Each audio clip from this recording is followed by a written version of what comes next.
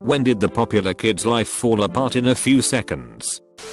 Back when I was in high school, we used to have this group of popular girls who have probably seen way too many teenager movies. For them, school was a fashion show. They were always commenting on everybody's looks and how they are dressing.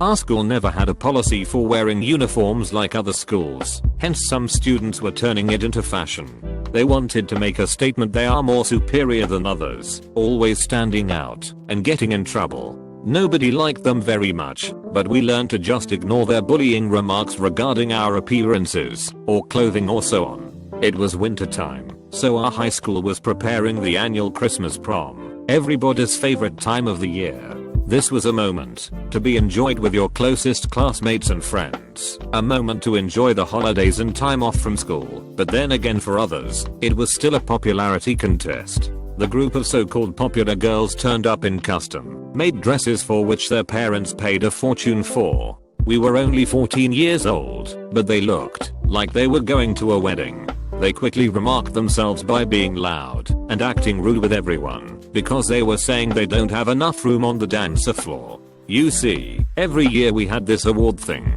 I can't even remember how it was called. It was just another thing to get the students hyped up about the prom. As it turns out, one of the girls in the popular group won this contest in the last years. She was the so-called princess. So, she did. She ended up winning the popularity contest somehow. Nobody cared too much about it anyway. However, people started paying attention when she went for her trophy and raised it above her head. In that moment she lost balance and she tripped as the heels that she was wearing broke. The tight dress didn't really help her either to regain balance. As a result, she dropped the trophy. Everybody was silent for a second, then started laughing. The girl on the stage started throwing tantrums, blaming her stupid heels. I guess she just wanted to seem like a classy lady, but it requires more time to grow up that way. Her moment of glory was ruined. The other popular kids at the party pull out their phones and start recording the whole scene. They wanted to save this glorious moment. Couple of guys in shiny armor rush on the stage and help her stand up. The trophy was broken and the girl was barefoot because she couldn't walk on her heels. She was taken backstage, and that was all that we have seen from her that night. After the Christmas holiday, we started seeing her again in school, but this time she was alone. Her friends didn't want to sit with her during lunch because that incident made her lose her popularity amongst the other girls of the popular group. The ironic thing is that from then on, nobody invited her to prom anymore, so she didn't turn up for the events in the upcoming years. Just like Hollywood fame, high school popularity doesn't last. When I got into my senior year in school, everybody started having girlfriends and to date. However, by far the most popular couple in school was Jess and Michael, who were the first one who were making out in public. They used to skip classes together and to bully younger kids just for fun. They always believed they were more mature than the other students because of their relationship, but that didn't mean much. However, after 3 months they start to get in a fight. Jess was accusing Michael that he cheated when he had been in camp with the school trip, but Michael obviously denied such accusations. I was attending the same trip as Michael and I knew what happened. I knew what happened because he bragged about how he kissed Gemma and how Jess will never find out. All the boys were laughing. Jess must have heard the story somehow, and she knew what Michael was capable of. Thus, the most popular couple in school broke up. Everybody was wondering why, and people liked gossiping because they didn't have anything else more interesting to do. Michael noticed how the breakup affected his reputation, so he wanted to fix things because he felt he is being mocked by his friends and other classmates. The end of the school year was approaching, and Michael and Jess were still separated. Jess seemed like she moved on, but Michael was still contemplating on ways to get her days so that she would win back his reputation. I guess, in a way for him, it wasn't only about Jess. At the graduating party, Michael made a bouquet from flowers stolen from his mother's garden. He thought to himself that it's time to show Jess his sensitive side again so they can start over. However, he was nervous. He thought about rejection. What would happen if she would say no in front of everyone? What if everybody will laugh? They shouldn't laugh, he thought. I'm a popular student, he said to himself. Jess will return back into my arms and everybody will applaud. Regardless of his motivational speech, he needed more to go through with the plan. So, he called most of the boys before the party to drink. In addition to the flour taken from his mom, he also grabbed a fine bottle of red wine from his parents' cupboard on his way out. Michael started to unravel his story halfway through the bottle. Nobody told him to back down, because he seemed really determined to see it through and get back Jess, but Jess was over it. We finished the bottle and we went inside. Afterwards, they have served dinner, so we had some in a hurry, being more hungry from the alcohol. Moments they dimmed the lights and played some slow music. Michael knew this is his cue. He searched for his bouquet and approached Jess on the dancer floor. His steps were wobbly from the wine and his stare was unfocused. He made the first steps and handed Jess the bouquet while he was barely able to stand on his feet.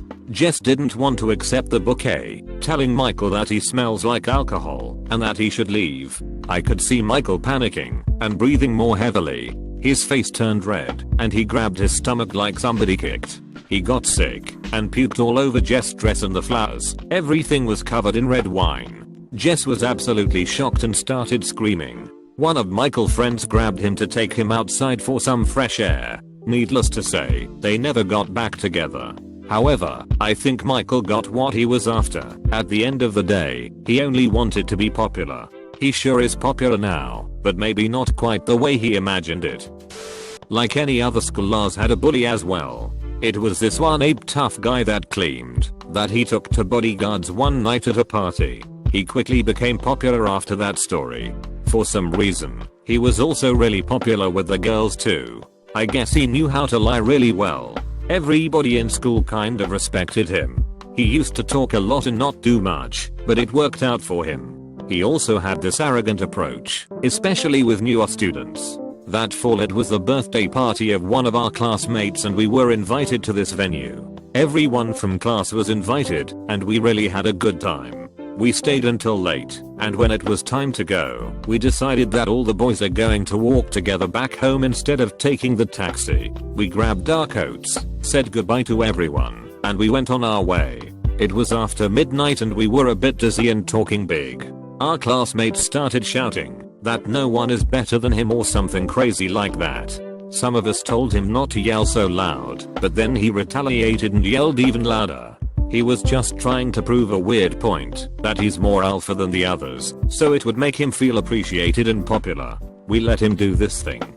We were walking for half an hour now, dark alleyways, blocks, shadows, no one around. The city was dead. You could hear the echo of our screams, and it felt like a good night. Moments later, going through a dark alley, we encounter 5 men with hoodies on. The space to pass through was narrow, and they were blocking the access. We stopped and stared at them. There were 7 of us. There were 5. Good odds, I was thinking. Plus, we have our school hero. Let's see what he can do. The 5 guys approached us and told us something like that was too late to be walking around. They stepped forward. Our classmates stepped back. I could see our tough colleague looking back at us. I was ready there and then. The guys took another step forward and said, "What happened? Lost your voices?" They were close to us now, and they were bigger than us. Our classmate who allegedly dealt with 2 bodyguards at a party was now back away and made a run for it. Swear to God, he was ripping the ground from running so fast. We couldn't believe it. Not so hard after all. He was just talk. It became clear. The other guys stopped for a moment and looked at each other. They started laughing uncontrollably. We were looking at each other wondering what is going on. They let us go through. They said they didn't have any intentions to mess with us in the first place. We went on and then still thought about our classmate that fled away at the first sign of something serious. This will definitely ruin his reputation. Next day he didn't turn up for school, neither the day after that. Everybody started talking, and now everybody knew. Maybe he thought people will forget, or just not talk about it. When he finally returned the next week, everybody started making subtle jokes and references to what happened. He got trolled by everyone, and lost most of his friends that he used to hang out with. Guess he wasn't so cool anymore. After we'd graduated, I heard from a former colleague that the guy started learning martial arts and attending different classes. I found it funny, but at the same time admirable. Nevertheless, what happened, happened, and reputation cannot be unbroken.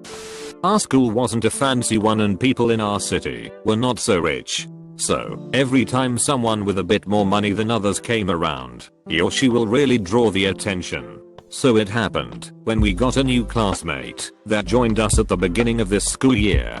From the first day he came dressed in flashy designer clothing, clearly wanting to impress. The guy had some Ray-Bans one and the newest iPhone.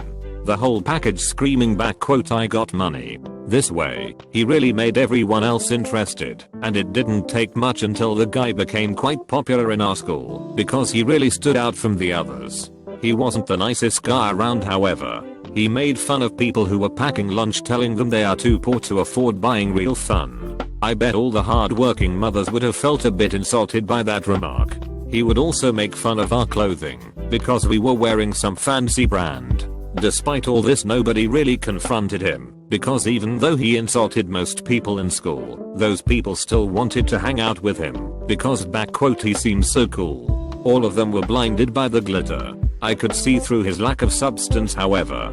We were sitting in lunch one time, and he kept on making his lousy jokes. So, I thought I'm going to just go with it, and I have continued asking him, "Bro, how come you have all this money and all this cool stuff?" I asked while acting surprised. I couldn't care less about his guxy shirt. "How can we be rich like you?" I was sort of expecting him to say that his parents are rich, which was the most obvious thing to say, but I wanted to emphasize to him that he wouldn't have anything if it wasn't for his parents, so he should be more humble. However, he seemed quite hesitant to give a straight answer and his attitude changed. He told me that I'm too curious and that I will get hurt. His impulsive reaction surprised me. The others around felt intimidated, so nobody asked those type of questions again. As time went on, he became more and more popular, getting invited to all the parties and getting most gorgeous dates in our school. Everybody knew him now, and for some weird reason people showed him respect, even though he was acting like an uneducated teenager. One day when we finished our classes and everybody was walking out of school, there was a cop car standing at the entrance. I saw the rich kid being taken by the police that day, and everyone around noticed it as well, so they started gossiping about what could have happened. For the following 2 days he doesn't shop up to school. Things are becoming quite interesting now. On the third day the teacher told us what happened. She told us how this kid was suspected of selling drugs to youths. The police didn't have much evidence on him, but he will be put under surveillance and still be granted access to education until his trial is coming up next month. Everybody was in shock. Myself not so much. I sensed it was something off from the start. The following week he returned to school, but this time not wearing the usual flashy style. Most of the students that used to hang out with him were avoiding him now because they were afraid to get into trouble. Other ones were simply disgusted with the way he played us and lied. There were no more parties now, and no more dates. Also, I heard that his parents, who turned out that they are not that rich after all, remortgaged their house to pay for their son's lawyer. That money was apparently put to good use because it kept him out of juvenile detention center. Technically now it was proven that he was not guilty. If you ask me, innocence cannot be defined by lack of evidence, but I'm not the one with the law degree. In spite his innocence and the verdict, he couldn't redeem his reputation. In a way, I guess he maintained his popularity, just not in a good way. Now he was just a popular hypocrite marked by hubris.